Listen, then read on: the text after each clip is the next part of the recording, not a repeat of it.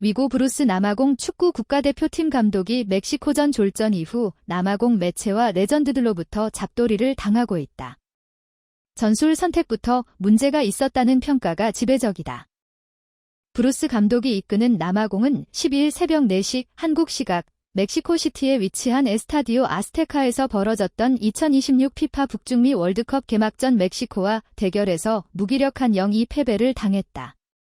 남아공은 전반 8분 훌리안 퀴노네스, 후반 22분 라울 히메네스에게 연거푸 실점하며 무너졌으며 2명이나 퇴장당하는 최악의 경기를 펼친 끝에 무너지고 말았다. 남아공은 이번 멕시코전에서 8만 관중을 등에 업은 한 수위 상대 멕시코의 전력과 환경을 지나치게 의식했는지 후방에 5명의 수비를 깔아두고 굉장히 수비적인 전술로 시작했다. 브루스 감독의 경기 후 기자회견에 따르면 초반 15분 동안 멕시코를 다급하게 만들면 경기 흐름이 자신들에게 넘어올 것이라고 내다본 듯한데 경기 시작 8분 만에 어이없게도 수비 실수로 실점하면서 참패를 맛봤다. 이러한 전술과 경기 운영이 멕시코전 대패 후 비난의 도마에 올랐다. 남아공 역대 최고의 축구 스타로 꼽히는 레전드 베니 메카시는 남아공 매체 스포티티브이를 통해 처음부터 수비적인 형태로 너무 소극적으로 출발했다. 공격수 2명만 전방에 남겨뒀다. 그 두 선수는 상대 포백과 중원에서 지원 오는 선수들까지 상대해야 하는 상황이었다라고 짚었다. 메카시가 거론한 두 선수는 벌리에서 뛰고 있는 라일 포스터와 마멜로디 선다운즈 소속 이크람 레이너스다. 두 선수는 지난 멕시코전에서 투톱을 이뤄 역습을 주도했으나 전혀 위력적이지 못했다. 메카시는 그런 상황에서 우리가 상대 진영으로 올라갈 수 있었겠는가라고 반문하며 멕시코전을 제대로 분석해서 뭐가 잘못된 것인지 확인했으면 한다라고 쓴소리를 남겼다. 브루스 감독의 교체에 대해서도 비판했다. 메카시는 경기 막판에 선수들을 넣어봐야 아무 의미가 없다. 감독이 완전히 잘못했다라고 직격했다. 승부의 분수령이 된 전반 8분 퀴노네스에게 내준 실점 상황에도 독설을 가했다. 메카시는 누리의 후방 빌드업이 좋은 위치를 잡은 것처럼 보이지만 다시 봐라.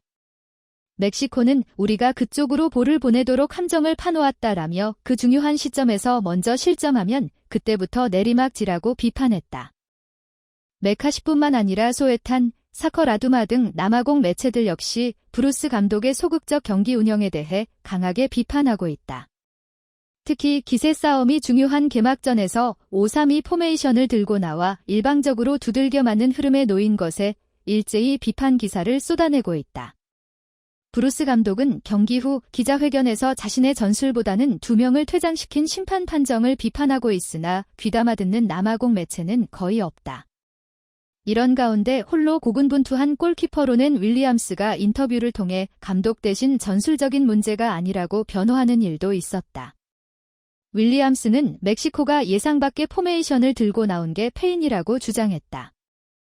윌리엄스는 멕시코를 분석해보니 대부분의 경기에서 3-5-2 포메이션을 사용하더라. 그래서 우리도 비슷하게 접근 방식을 택하고 중원에서 숫자 싸움을 걸고 싶었다. 그런데 멕시코가 포백으로 전술을 바꾸더라. 경기 도중에 그 상황에 대응해야 했다. 오늘은 맨투맨 상황에서 경기해야 했다. 힘든 교훈을 얻었다라고 말했다. 그러면서도 우리의 포메이션 때문에 졌다고 생각하지 않는다. 우리는 멕시코를 분석해 좋은 게임 플랜을 세웠다라고 전술 문제에서 패인을 찾지 않으려 했다. 윌리엄스는 전반전에 나온 실수 때문에 상대에게 주도권을 내주는 계기가 됐다라며 뼈아프게 작용한 전반 8분의 수비 실수 상황을 안타깝게 생각했다.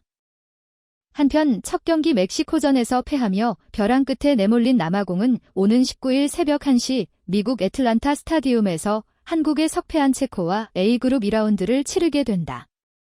두 팀 모두 패배를 떠안고 있는 만큼 이 경기에서 반드시 이겨야만 살아날 길을 찾을 수 있다.